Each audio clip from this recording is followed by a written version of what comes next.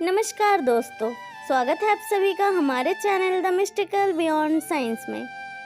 एक बार गणेश जी ने पृथ्वी के मनुष्य पर परीक्षा लेने का विचार किया।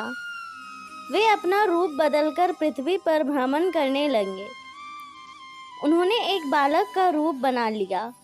एक हाथ में एक चम्मच में दूध लिया और दूसरे हाथ में एक चुटकी चावल ले लिया और गली गली घूमने लगे।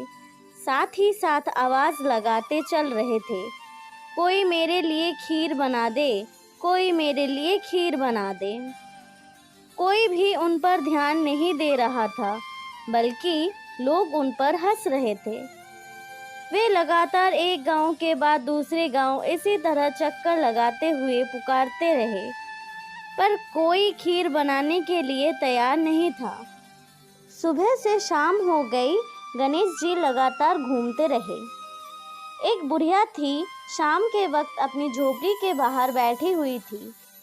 तभी गणेश जी वहां से पुकारते हुए निकले कि कोई मेरे लिए खीर बना दे, कोई मेरे लिए खीर बना दे। बुढ़िया बहुत कोमल हृदय वाली स्त्री थी। उसने कहा, बेटा मैं तेरी खीर बना देती हूँ। गणेश जी ने कहा, माई अपने घर में से दूध और चावल लेने के लिए बर्तन ले आओ।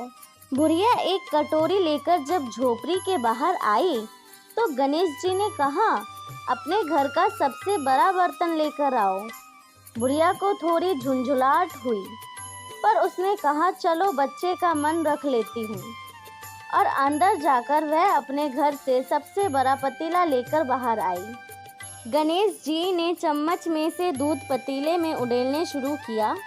तब बुढ़िया के आश्चर्य की सीमा ना रही। जब उसने देखा दूध से पूरा पतीला भर गया है, एक के बाद एक वह बर्तन झोपड़ी के बाहर लाती गई और उसमें गणेश जी दूध भरते चले गए। इस तरह से घर के सारे बर्तन दूध से लबालब भर गए। गणेश भगवान ने बुढ़िया से कहा, मैं स्नान करके आता हूँ, तब तक तुम खीर बना लो, मैं वापस आकर खाऊंगा। बुढ़िया ने पूछा, मैं इतनी सारी खीर का क्या करूँगी? इस पर गणपति जी बोले, सारे गांव को दावत दे दो। बुढ़िया ने बड़े प्यार से मन लगाकर खीर बनाई। खीर की भीनी भीनी मीठी मीठी खुशबू चारों दिशाओं में फैल गई। खीर बनाने के बाद वह हर घर में जाकर खीर खाने का न्योता देने लगी। लोग उस पर हंस रहे थे।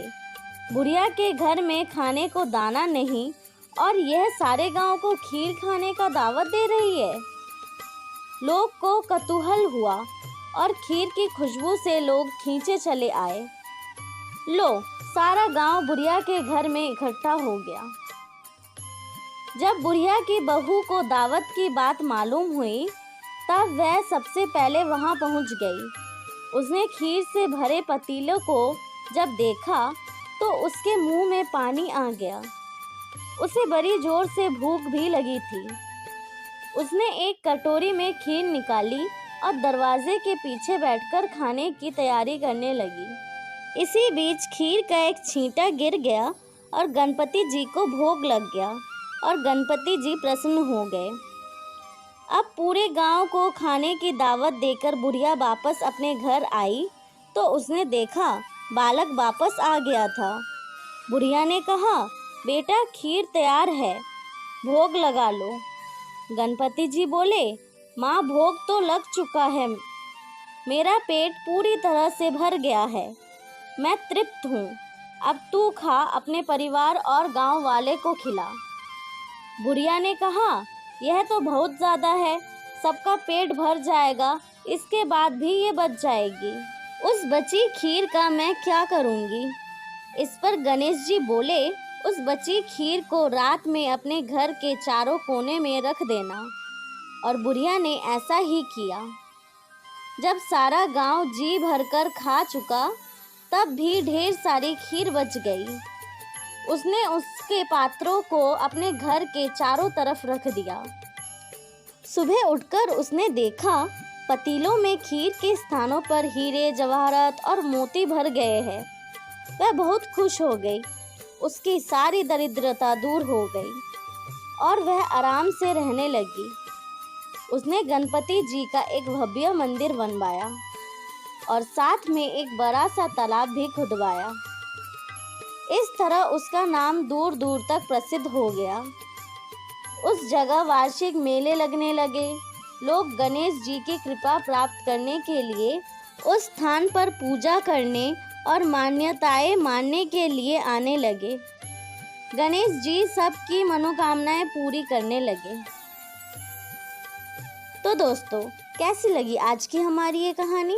कमेंट करके ज़रूर बताइए। लाइक, शेयर एंड सब्सक्राइब कीजिए हमारे channel the mystical beyond science को। भगवान आप सभी की इच्छाओं को पूर्ण करे। हरे कृष्णा।